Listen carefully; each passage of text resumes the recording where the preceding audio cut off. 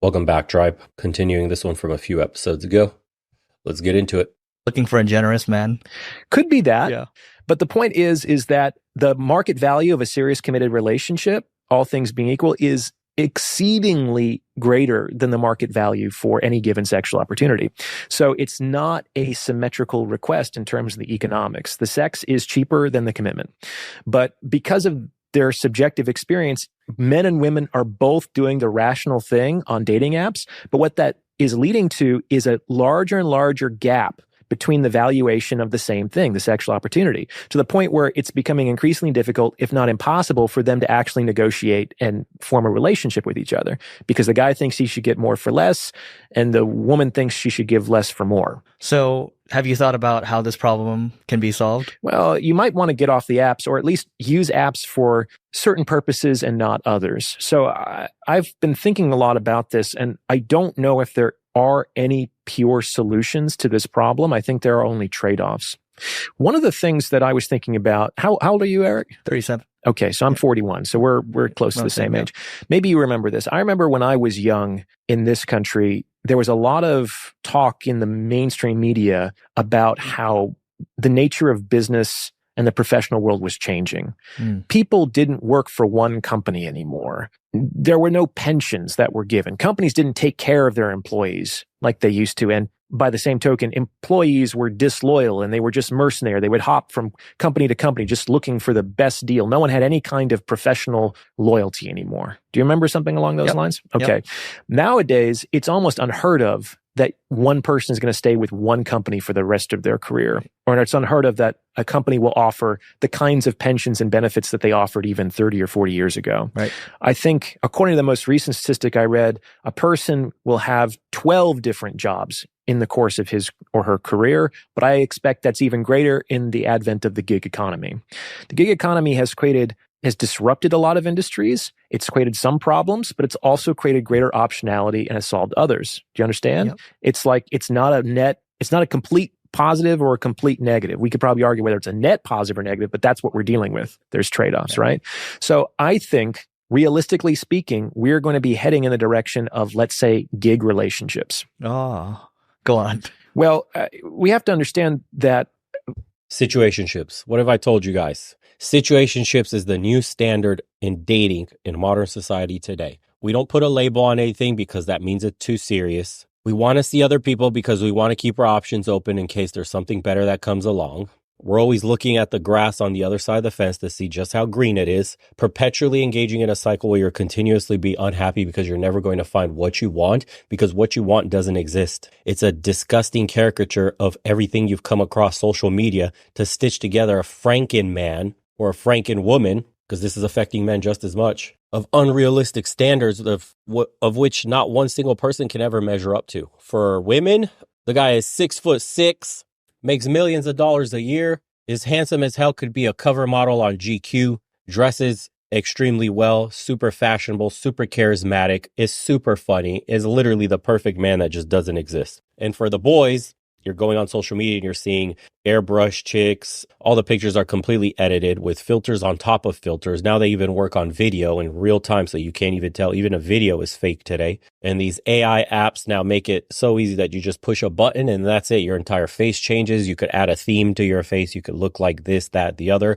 For women, they could get the perfect makeup done all the time. Perfect cheekbones, perfect jawline, perfect nose structure, everything all done with the click of a button. And this is what all the boys are seeing as this is what the perfect woman looks like. This is what the average woman should look like. And then you go on a date and you're just disappointed because this chick looks nothing like her Instagram profile. Women go on this date looking for Prince Charming, and there's no such man that exists on the planet today. Their Prince Charming is just a fiction of their imagination on the internet. It's a highlight reel of a guy or multiple guys, and she's looking for the one that has everything. It's like Pokemon, dude. Try to catch all the best qualities in someone. It's impossible. No one on planet Earth exists that way. We don't approach relationships with give and take anymore. We just want everything to be perfect from the other person and that they're going to save us from our own misery, our own unhappiness, our own low self-esteem. And that's why when people go on these dating apps and they're looking for happiness in other people or they're trying to find a relationship, they're constantly getting broken. pumped and dumped, used for their wallets, whatever it is. It's happening all over the place. Every single time you go on a date, people are just one swipe away from being replaced. Everybody is guarded psychologically. Nobody takes each other seriously. And the moment you do try to get intimate on a deeper psychological level, you get tossed aside because, ew, that's too much work. This other person I could safely just have sex with and not have to commit to anything whatsoever. And this is going for women too. They prefer to just get pumped and dumped. And the game is really brutal for them because they have to feel something emotionally for a man to even be aroused, to be around them, to open themselves up sexually. Unlike men that are extremely visual and just see a pair of boobs and ass and go, yeah, but that'll do. Chip, put a bag over her head. Let me get the deed done so I could get out of here and go about my day. We live in a throwaway culture where no body, an actual body, is valued anymore today. It's just simply a handshake. That's what they say. That's literally what some of the younger generation have said. Sex is just a handshake. Pair bonding's completely destroyed. People have lost touch with reality, and boom, mix that all up in a pot, and you have the current hookup culture of today. And it has born a new type of relationship, the situationship. It's essentially friends with benefits until I replace you. That's really what it is. We will be having sex. You are good enough until I find somebody that I like more than you, that has more check boxes than you. Until then, we will continue this charade of pretending we're not anything, and this is purely just sex while I try to keep my feelings at bay. At the same time, praying I find something better than you because I hope you're not the best I could do. But if I end up at that age where I can't do any better, damn it, I'll just have to settle down for you. And then these people get married, and then these people will be the bulk of the divorce statistics. And that's a sad thing to see. We don't have a lot of good models for relationships. Like on some level, it's marriage or hooking up or nothing at all. And that doesn't work for a lot of people. And the way that we kind of approach marriage in this culture is, I call it a hyper-conflated idea because we want lots of different things. We want a legal contract. We want a religious commitment. We want cohabitation. We want co-parenting. We want a passionate lover. We want a best friend. And other people might want a therapist or a mommy or a daddy or a personal chef or a maid, all kinds of things, right? And that's just really, really hard to deliver all of those things indefinitely to one person for the remainder of your life. And I don't think that's necessarily what we should be doing. I don't think that's how it was 100 or 200 years ago. We didn't put that pressure that our spouse was going to be an entire village of people. Do you understand?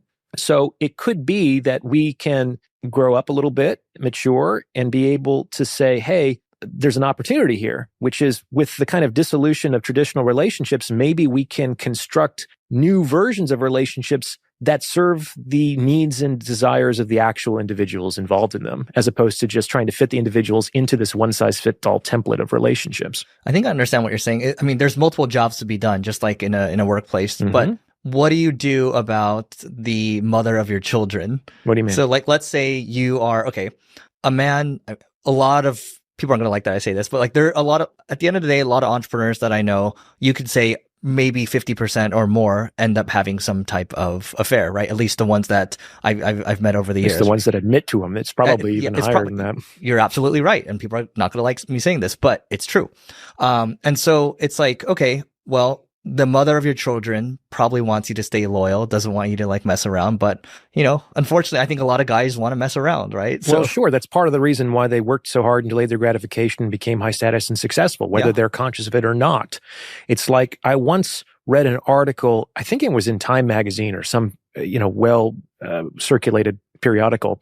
And the author, a female author, was expressing her dumbfoundedness over why so many like presidents and magnates and successful men cheat. And it's like she totally didn't get it. It's like the men became successful in order, not necessarily to cheat, but in order to have access to more and more attractive reproductive opportunities.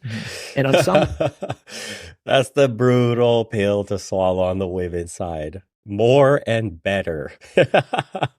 Had to stop yourself there because that one will put some hair on fire when they're watching this. Yeah, that's what it is. More and better mates. Come on, man. It's like a woman that gets a boob job. She wants to attract higher quality men. That's why she gets her boobs done. She wants more attention from men. That's why plastic surgery is so popular today. You turn yourself into somebody else, try to look twice as good as you normally do to attract a mate twice as good as you normally can. That women understand that game. It just stings a little bit because it's out in the open. It's being said. Yeah, men have delayed gratification, have used that as a tool of motivation to get in these positions of power to get the best, highest quality woman they could possibly get. And if you already happen to have a wife, a girlfriend, and all that stuff, and you've reached the pinnacle of presidents, CEOs, ambassadors, all this stuff, then yeah, a little something secret family on the side seems to be normal for these guys. It's been like the harem thing with kings and whatever. It's been a thing since the dawn of man, since we've been keeping record books. That's a darker side of this, sexual game where there is no morality. It's just all based in biology.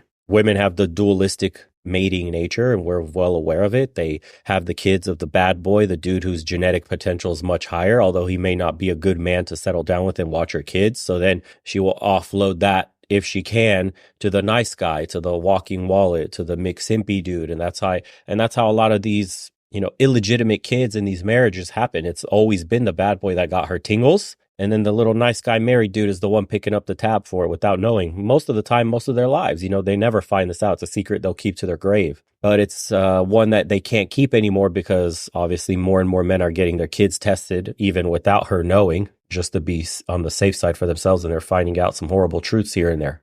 If we could understand that dualistic nature that women have, then we could understand the dualistic nature men have. Level, that's why I often recommend that men try to hold off making that long-term commitment as late as possible, because they're generally, all things being equal, unless they fuck things up, they're going to have more and more attractive opportunities with women as they age, as they increase their status, their prestige, and their wealth. Okay? Yeah.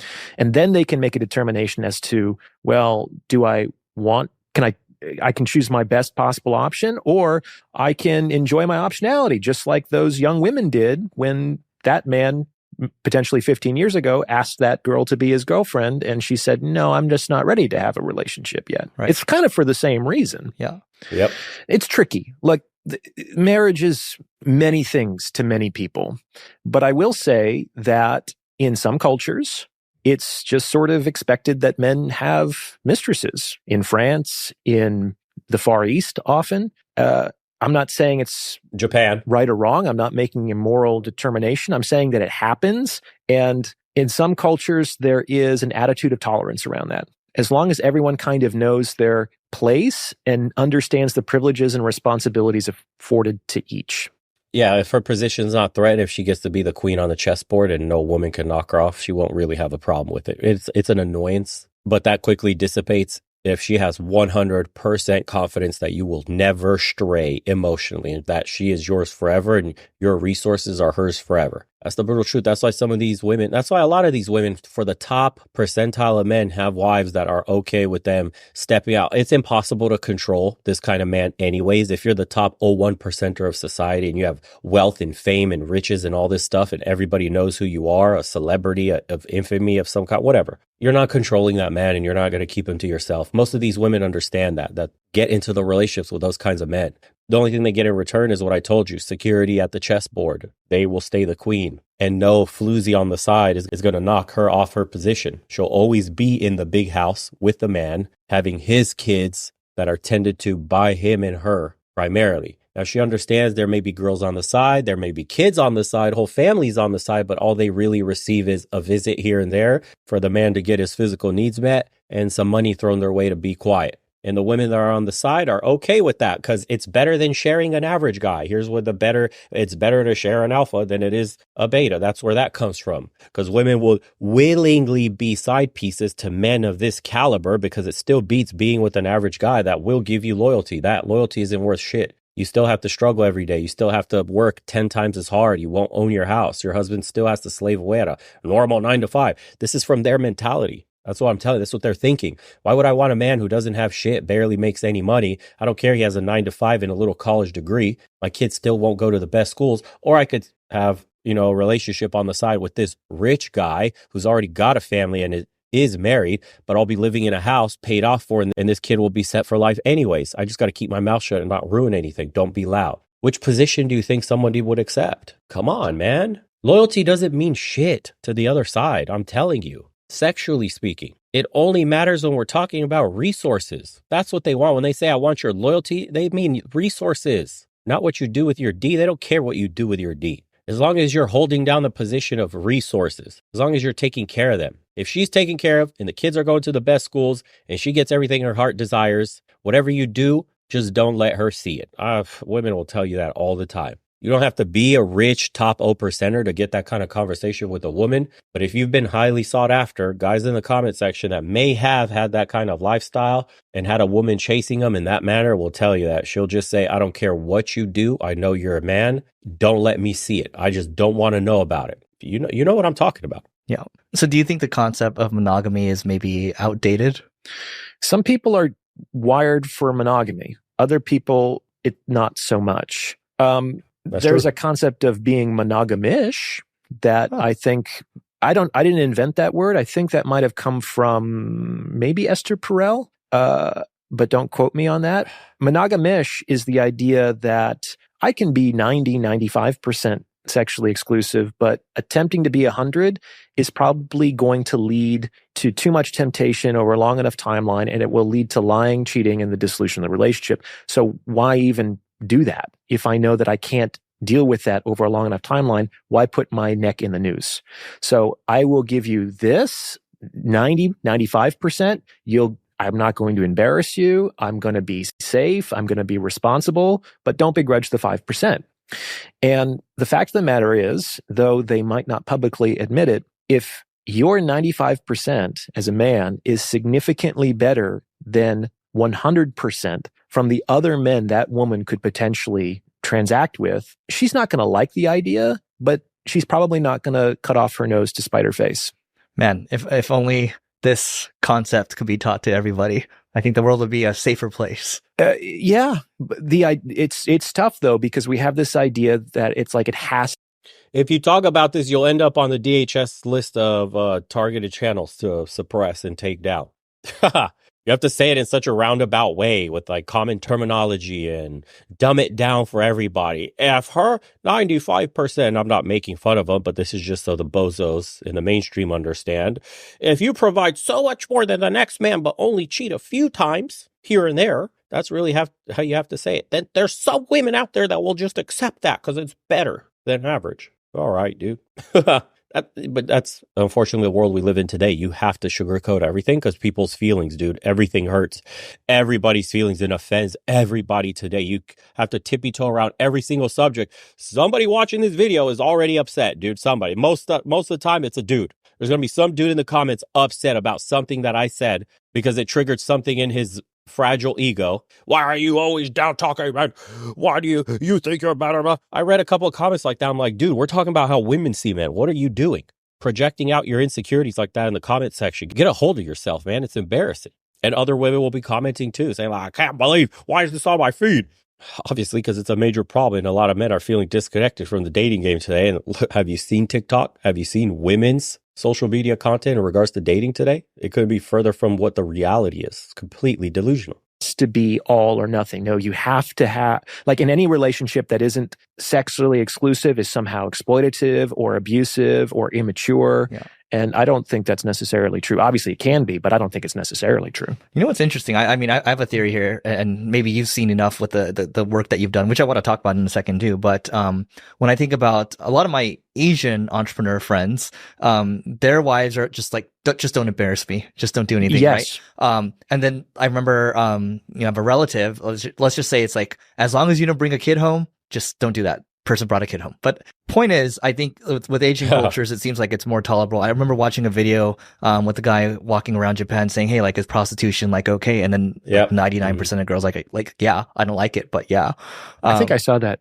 Yeah. My rule of thumb, though, the France example kind of contradicts that, what I'm about to say, is it's the cultures that haven't historically been steeped in Judeo-Christian religion, so either Christianity or Islam in particular, they tend to have a more, let's say, honest tolerance for almost like human nature. And they have and I think part of what makes that kind of monogamish or asymmetrical relationship difficult in the West is that the primary value in the West is equality and egalitarianism. Whereas in the East, you have more of a Confucianist thing that even if it's not completely practiced today, it's like in the culture, it's in the tradition, which is people are not equal.